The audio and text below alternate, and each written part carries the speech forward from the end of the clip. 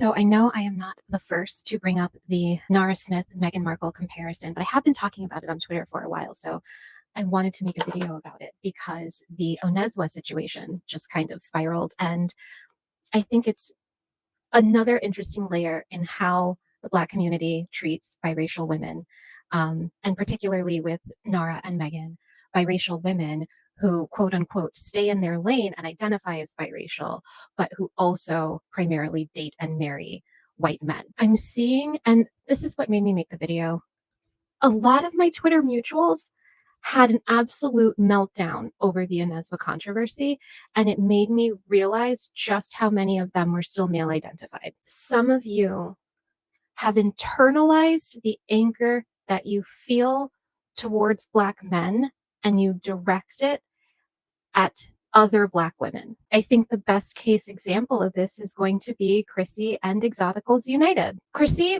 for a long time, still was like, I'm going to date Black men. That's totally fine. Well within her right. I'm not shaming or upset at her in any way for doing that.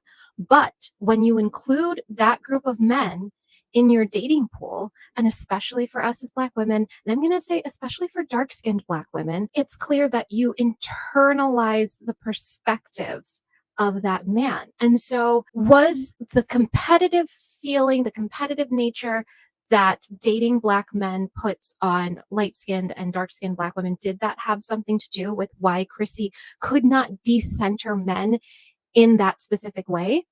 I don't know. So I really liked this article that I found on Black Ladies Reddit that said the white women aggression towards married Black women is real, especially in interracial relationships with highly sought after white men.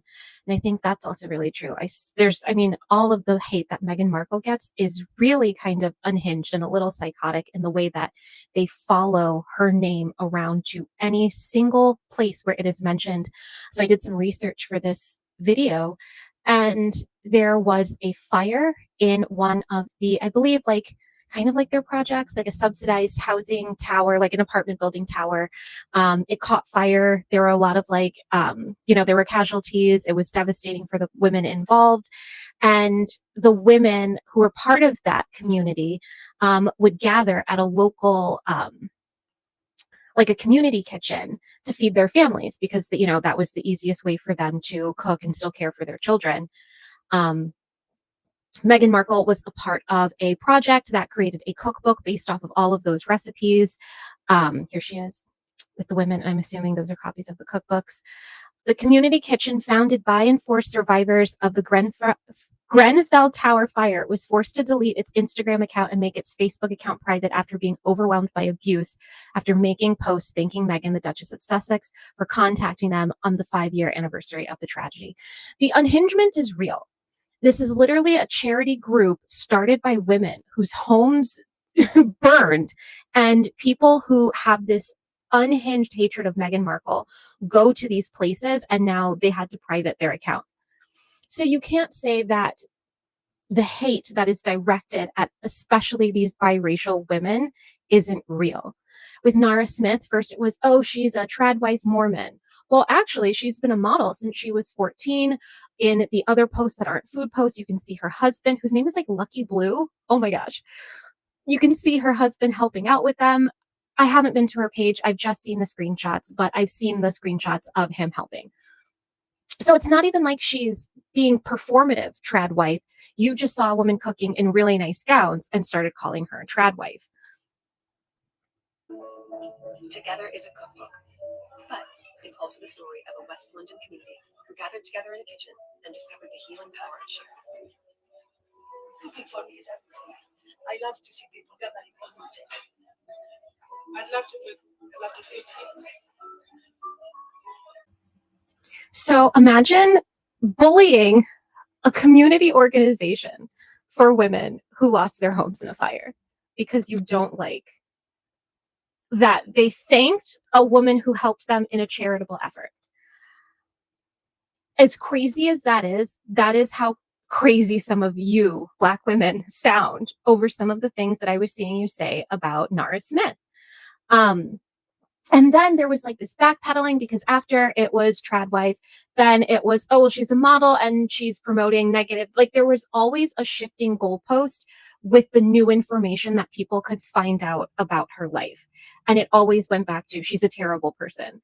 Um, the takes got weird with some Black women saying that they, trust a white woman's cooking over Nara's because that white woman cooks for a Black man. You guys, you are male identified.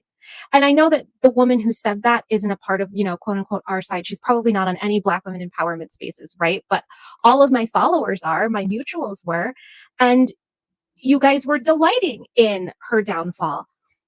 And in the next breath, and 2 posts later, you're talking about dating white men. Your daughters are going to look like her. I don't, maybe it's because I grew up in the suburbs. Interracial dating is just dating to me.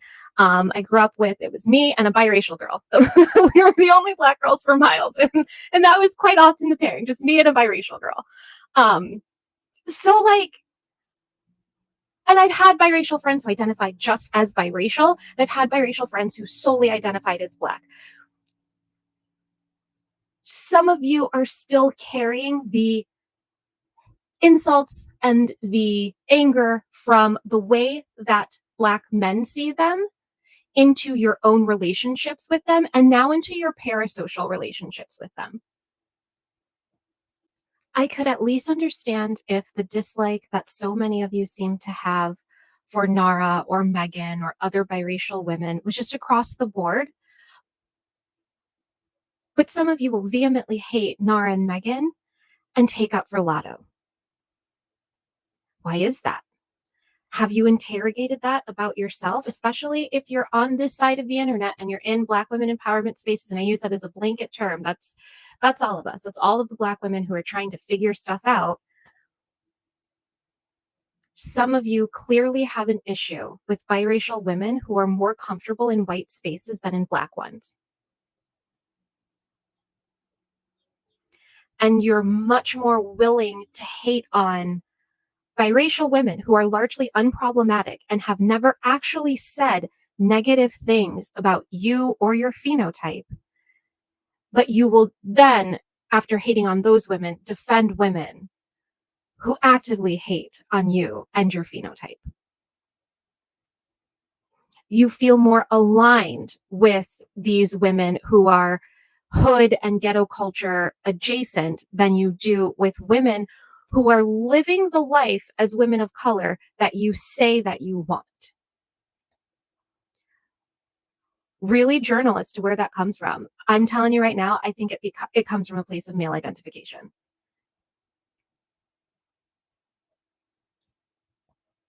And I'll say it again, I'll say it on every video. Once you decenter race and men from your life, then you can finally start looking at the world for what it is. Because right now, a lot of you are calling yourselves divestors and empowered Black women and feminists and all of these other things. And you sound like the angry white women who hate these women because they think they took their men.